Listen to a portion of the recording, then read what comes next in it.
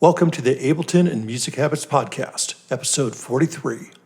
Welcome to the Ableton and Music Habits Podcast, actionable music production tips to take your music to the next level. And now, your host, Jason Timothy.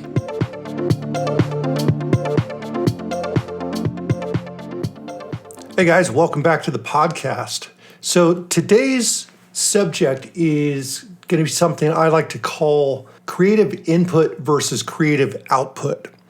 So over the years, I've collected a lot of information related to music making and creativity, and some of it's been incredibly useful and some of it was largely unnecessary.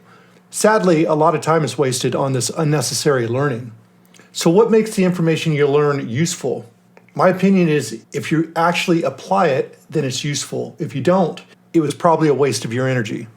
We don't like to admit this, but learning is one of the laziest of productive activities.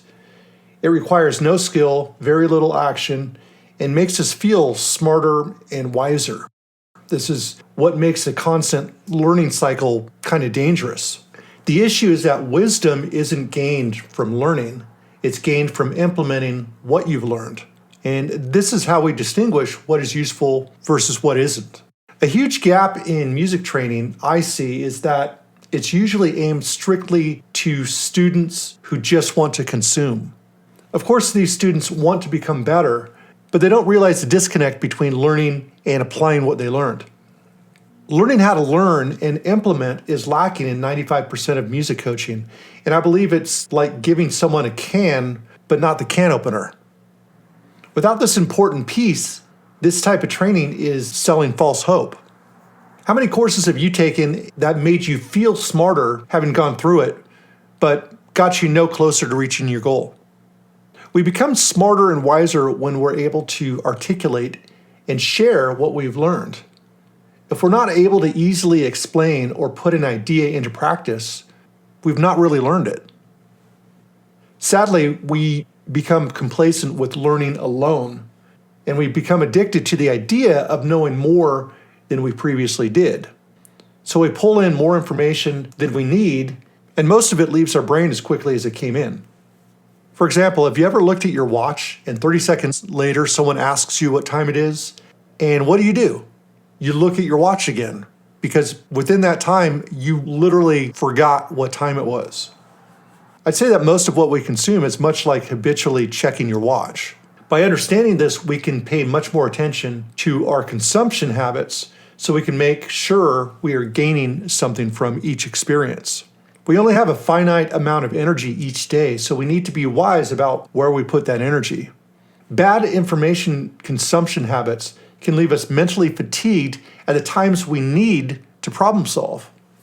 As a quick example here, I'm a pretty poor reader. It's always been difficult for me to read fiction because although my eyes are moving across the pages, my brain is somewhere else.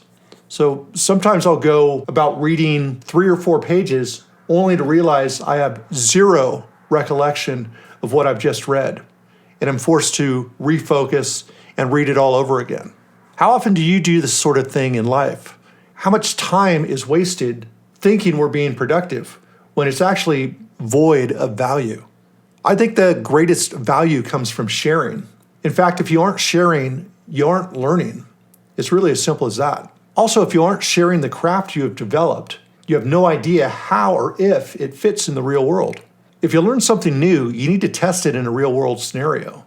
Without feedback from the outside world, you have no idea how to adopt, grow, or navigate your art. This doesn't mean you should be asking your audience what they want out of you. At the end of the day, you are the artist. However, growth happens from sharing it and seeing if it's being received the way you intended. If it isn't received how you expected, you need to evaluate if that's a good thing or a bad thing. Is there something you missed that affects how it's received? Is there a better way to convey a message in your art? Perhaps you want a little mystery in your work instead. Maybe you want to create something abstract that many people will interpret differently. In this case, if too many people get the same message or emotions from your work, maybe you made your art too easy to interpret. And this is valuable information for any artist. It's all about setting an intention with your work and then seeing how that work reflects back to you.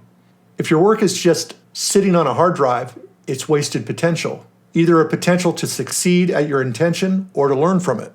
So when is it best to learn?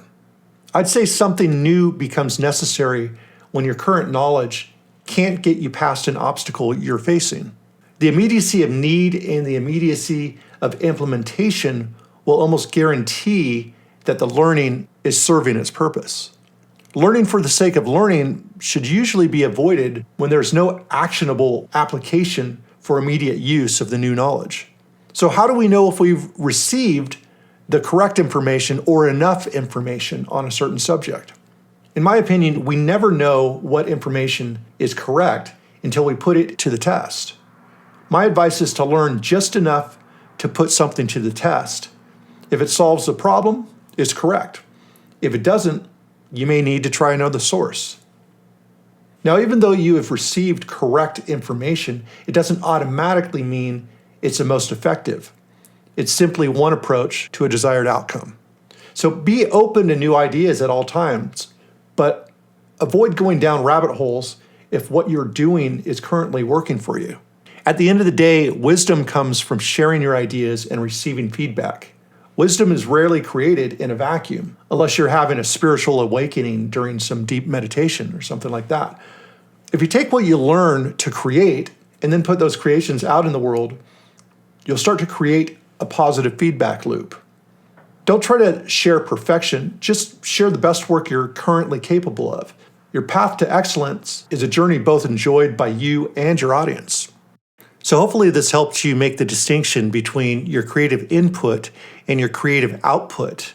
My goal is that you realize that your creative input is really unrealized potential until you apply that information and put it out into the world. Hopefully this gave you some food for thought, and I'll see you in the next podcast. So there you have it, guys. I hope you enjoyed it. And if you do, please subscribe to the podcast and share this with your fellow music producers. You can also follow me on Instagram by searching Ableton Music Habits or Ableton_music_habits.